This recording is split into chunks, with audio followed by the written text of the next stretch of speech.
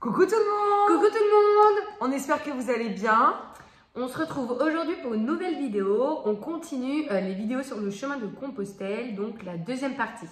La deuxième partie c'est... Je me souviens plus. Ah oui, c'est pendant le chemin de Compostelle. C'est sur le chemin de Compostelle. C'est ça. Voilà. On a passé les premiers instants et la première semaine du chemin de Saint-Jacques-de-Compostelle. En fait, immédiatement, dès lors que je suis montée dans le train pour me diriger vers le Puy-en-Velay, j'ai vraiment touché du doigt en fait, le mystère du chemin. Parce que moi, donc, qui étais très timide, renfermée, avec peur de tout le monde, et bien en fait, directement, j'ai été ouverte. Et un monsieur est venu me voir. « Ah, tu vas au Puy-en-Velay ?» Je dis oui. Et voilà, je commence déjà à parler. Et en fait, déjà dans le train, on était un groupe de 5 pèlerins. Et je parlais avec eux, mais comme si je les connaissais depuis toujours. Enfin, j'étais hyper à l'aise. Et donc vraiment, directement, je me suis sentie vraiment dans une totale confiance. Et j'ai su vraiment que ce chemin, de toute façon, était fait pour moi, là, maintenant. Mais ça, c'était quand je marchais pas encore. Le lendemain matin, du coup, je commence à marcher. Et quand même, ce qu'il faut dire, c'est que pour moi, la première semaine a été compliquée physiquement. Parce que j'étais très fatiguée, parce que j'avais pas beaucoup d'énergie, parce que je connaissais pas du tout encore mon rythme, comment voilà, organiser mes journées, etc. Donc, ce qui a fait que j'ai été quand même pas mal fatiguée, j'avais pas mal de courbatures. Dès le début, j'ai eu des problèmes de pieds. Donc voilà, ça n'a pas été simple physiquement. Et en même temps, vraiment, je me sentais hyper bien. J'étais super contente. Je me sentais vachement apaisée, en confiance, heureuse. Et je savais qu'en fait, j'avais ma place sur ce chemin. Donc, le chemin continuait malgré les douleurs physiques. Alors, me concernant, avant de partir, je savais en fait, j'avais dit à mes amis, enfin à ma famille et tout, je savais que ça allait changer ma vie, mais je savais pas encore de quelle manière et dans quel sens. Et la vie en fait m'a confirmé ça puisque coïncidence ou pas. Quand j'ai pris un Blablacar pour aller jusqu'au Puy-en-Velay et le couple qui m'a pris en Blablacar en fait avait fait le chemin de Saint-Jacques-de-Compostelle. Donc directement dans la voiture, j'ai su que en fait c'était que c'était une évidence en fait et que j'étais à ma place. Donc j'avais vraiment confiance, même si je n'avais aucune idée, mais alors aucune idée de comment ça allait se passer. Je n'arrivais pas à imaginer ce que c'était le chemin en fait. Et en plus, moi, j'avais vraiment fait, tout le monde achète les miam miam dodo, donc les bouquins de Compostelle, etc. Et s'était renseigné sur les étapes. Moi, j'ai vraiment été comme ça en mode piste. J'arrive au Puy-en-Velay, j'avais pas réservé non plus ma première nuit et tout, donc j'allais vraiment en mode un peu touriste, hein, on va pas se mentir. Et en fait, tout s'est bien passé. Donc j'ai su. En fait, je savais à l'intérieur de moi, il y avait une espèce de confiance et de paix. Donc voilà. Comment s'est passée la première semaine? Donc moi j'ai fait la messe de bénédiction des pèlerins au Puy-en-Velay, donc c'est la cathédrale je crois. Je sais pas si ouais, c'est une cathédrale. Donc déjà dès les premiers instants j'étais avec des personnes, j'étais avec des gens, donc j'étais contente. Et dès mes premiers pas sur le chemin, donc en dehors du Puy-en-Velay, quand on est sorti du Puy-en-Velay, les premiers chemins en terre, il y a les larmes qui me sont montées et je peux pas me dire ce qui s'est passé, mais dès les premiers pas, je me suis sentie à ma place, en fait. Dès les premiers pas, il y a quelque chose qui s'est passé. Et j'ai été moi, en fait. Vraiment, j'étais juste moi. J'ai rencontré des gens directement. J'ai dormi en bivouac avec des jeunes. Les premiers instants ont été très, très forts. Et ça a vraiment commencé, le chemin a vraiment commencé, mais de manière très forte. Et en plus, je faisais des vidéos, j'ai commencé à faire des vidéos YouTube.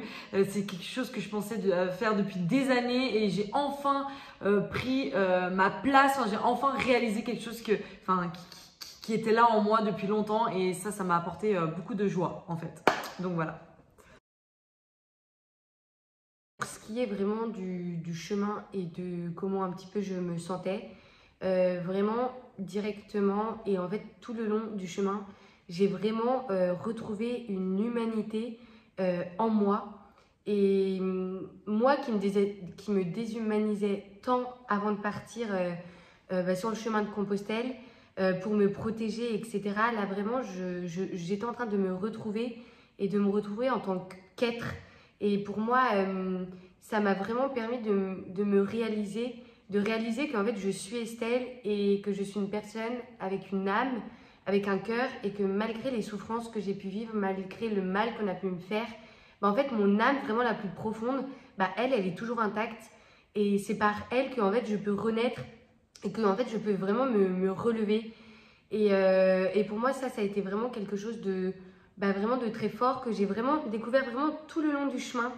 Et chaque pas, c'était un pas de plus sur le chemin de la vie, et où en fait je disais oui, oui à la vie, oui à moi, et, et oui à la liberté, parce que vraiment il y avait vraiment une liberté. Enfin, je crois que j'avais jamais autant ressenti ce sentiment d'être libre, et je me suis tellement sentie prisonnière ces dernières années que ce sentiment pour moi il a été précieux, et je pense que c'est vraiment ce sentiment d'ailleurs même qui m'a porté tout le long et qui me porte encore aujourd'hui pour Paris-Jérusalem. C'était un chemin aussi où vraiment je marchais dans une introspection de moi, de la vie, et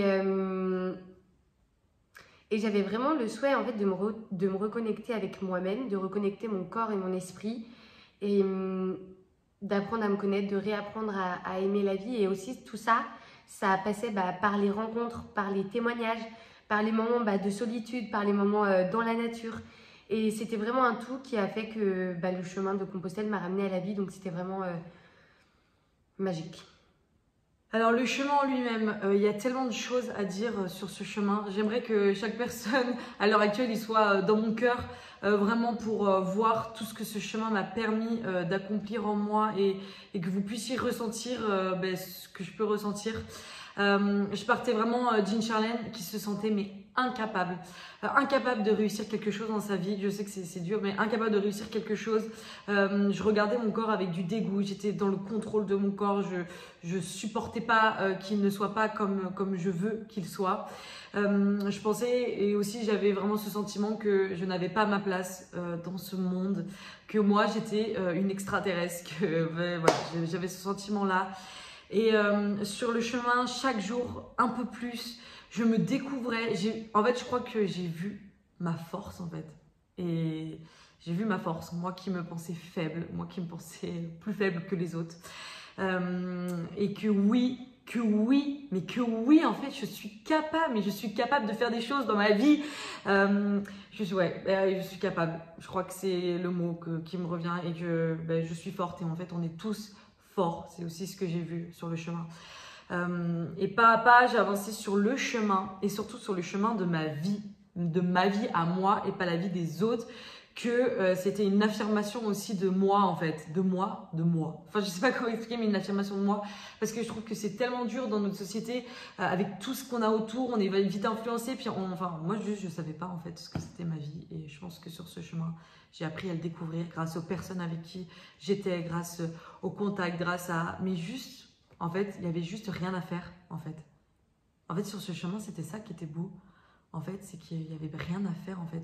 Il y avait juste à être. Et ça m'a apporté une grande, grande liberté. Et je rejoins vraiment Estelle sur la liberté qu'apporte ce chemin. C'est la liberté d'être, en fait, je crois. Donc, voilà. Bien. Non, mais ça me fait rire quand on se déplace et comment on revient. En plus, c'est pas comme si tu pourrais te lever en étant le pied, non, on prend le chaîne, non.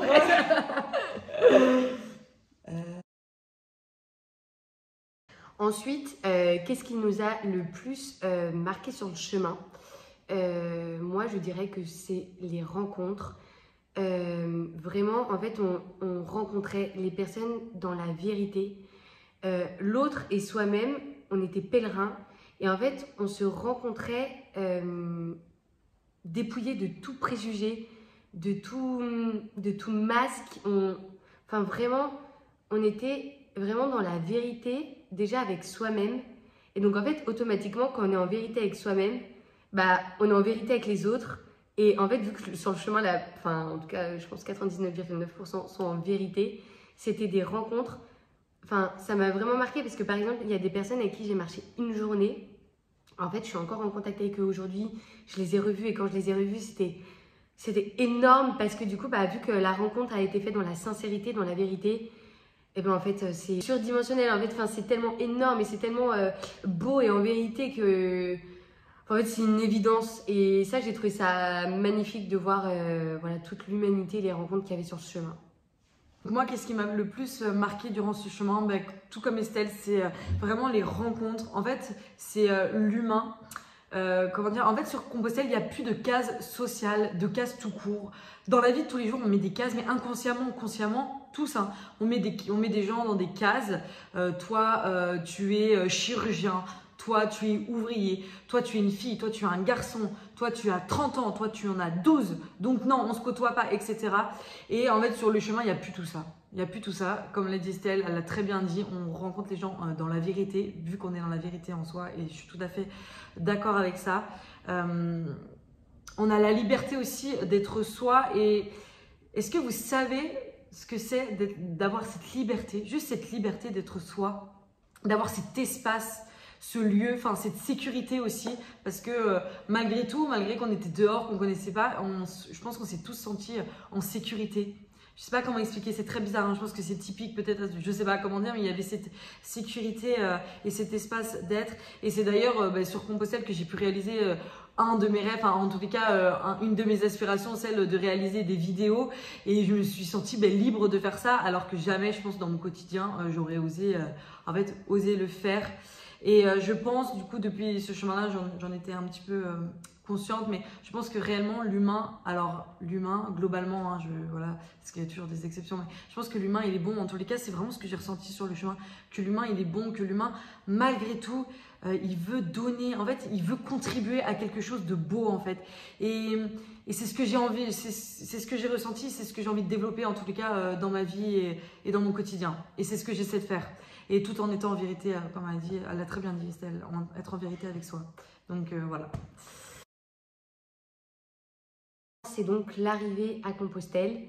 Quand je suis partie le 11 juin, je me suis dit « Oh, ce serait trop chouette d'arriver le 15 août ». Et après, je me dis « Non, mais en fait, j'y arriverai jamais ». Déjà, si j'arrive fin août, début septembre, ce sera génial parce que je ne me pensais pas du tout capable. Et en fait, 2 semaines avant l'arrivée...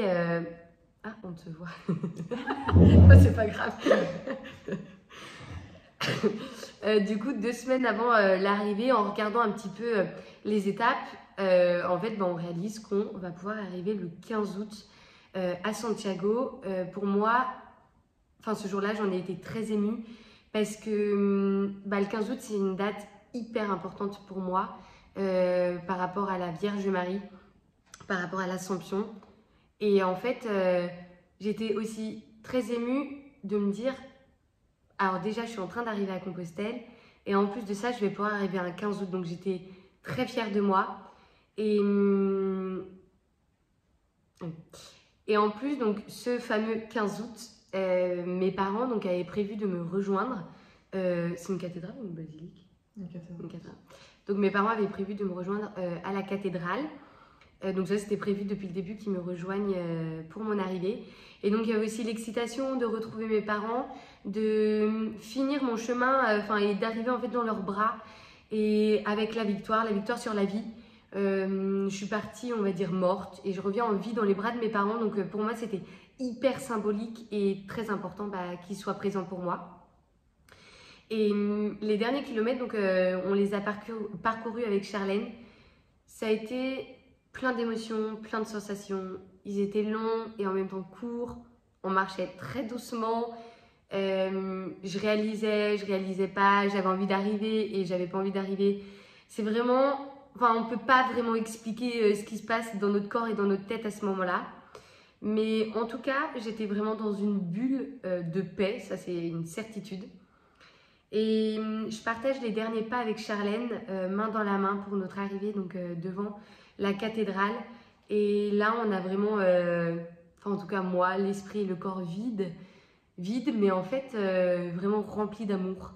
Et on pleure beaucoup. Et là, je me dis, en fait, je l'ai fait. Et pour moi, ça a été la plus belle fierté de ma vie, la plus belle victoire. Et après, j'étais vraiment heureuse de voir mes parents. Donc, j'ai couru dans les bras de ma maman. Et ensuite, j'ai pris aussi mon papa dans mes bras. Et c'était la première fois que je voyais mon papa fier de moi. J'ai vu la fierté dans ses yeux.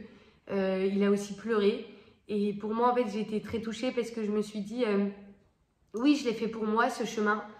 Mais je savais aussi que ma souffrance avait un impact sur ma famille. Et en fait, là, de voir mes parents fiers et aussi eux-mêmes apaisés, en fait, pour moi, je ne pouvais...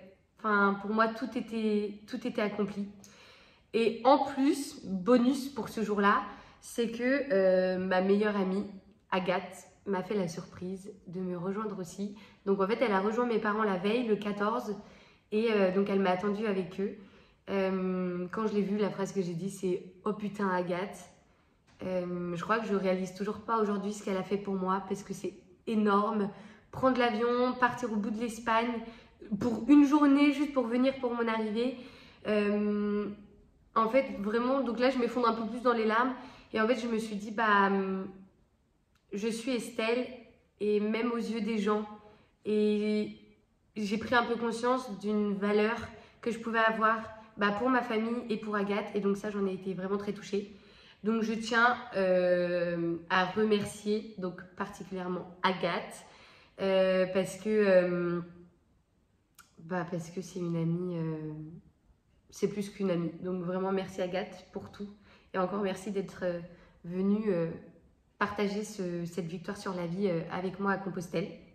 Et aussi un grand merci à mes parents pour leur soutien parce que même s'ils ne croyaient pas trop en moi au début, ils m'ont quand même toujours soutenue.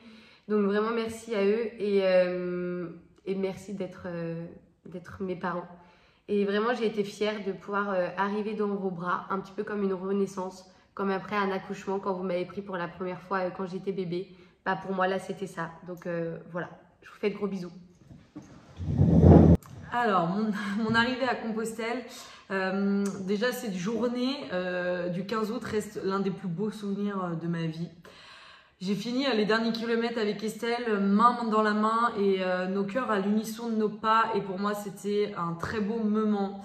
Et comme si c'était une promesse aussi que notre amitié, elle n'était pas finie en fait et que presque elle venait juste de commencer. Quand j'arrive au dernier pas vers la cathédrale, je sens vraiment mon corps me relâcher, enfin tout. Je sens comme un truc qui se pose en fait.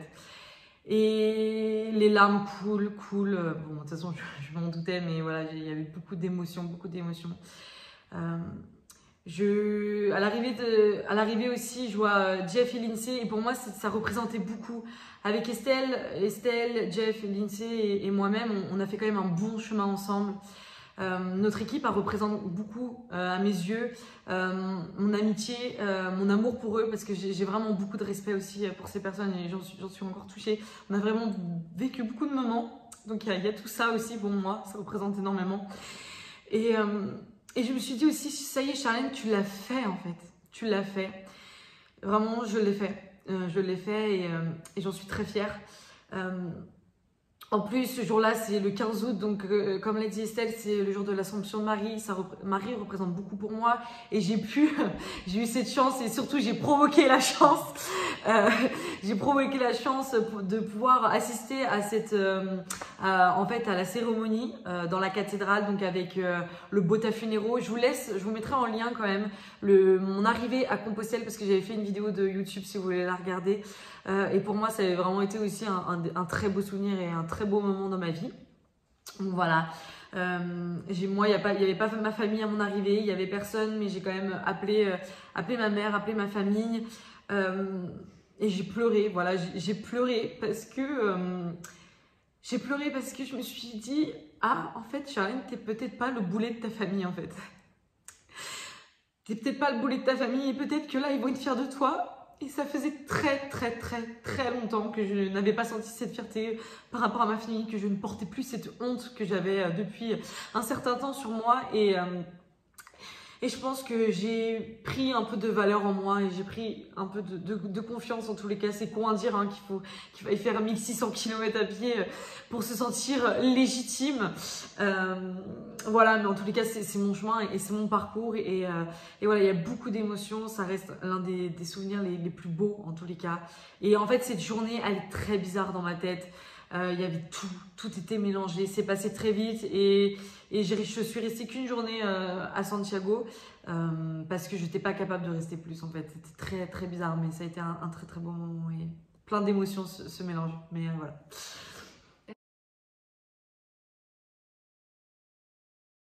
pour terminer, qu'est-ce que je dirais à Estelle lors de l'arrivée à Compostelle, avec un petit peu de recul, etc. Qui est en Estelle et en fait qui a sauvé Estelle. Et en fait, je dirais juste merci.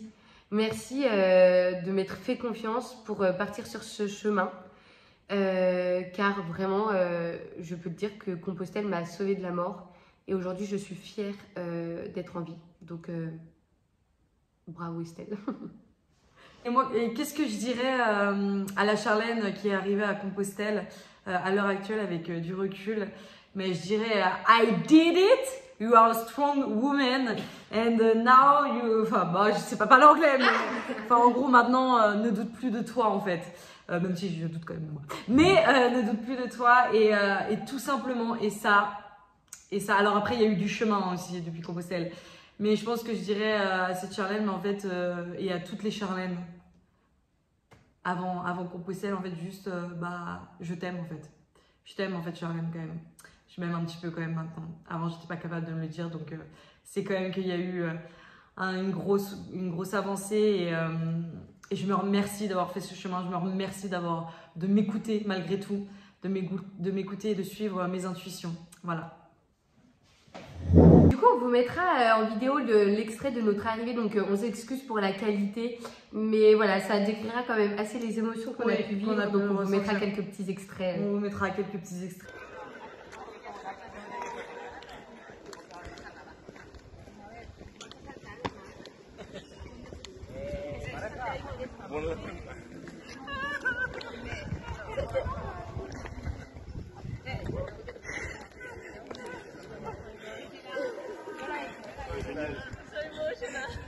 C'est votre fille?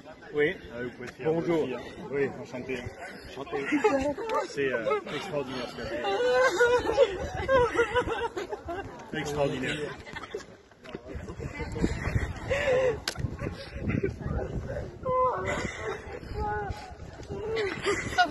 Donc, on vous remercie d'avoir regardé cette vidéo. N'hésitez pas à partager. Oui. On vous met le lien de notre cagnotte en ligne en description. De notre site internet aussi. Et j'espère que vous avez autant de plaisir que nous à regarder les vidéos. Enfin, nous, on a beaucoup de plaisir à les tourner. Mais, et j'espère vraiment que ça vous fait du plaisir. On y met énormément de cœur et d'amour. Donc, voilà. N'oublions pas que c'est tous ensemble que nous allons aller un peu plus près des étoiles. Car notre chemin, c'est aussi votre chemin.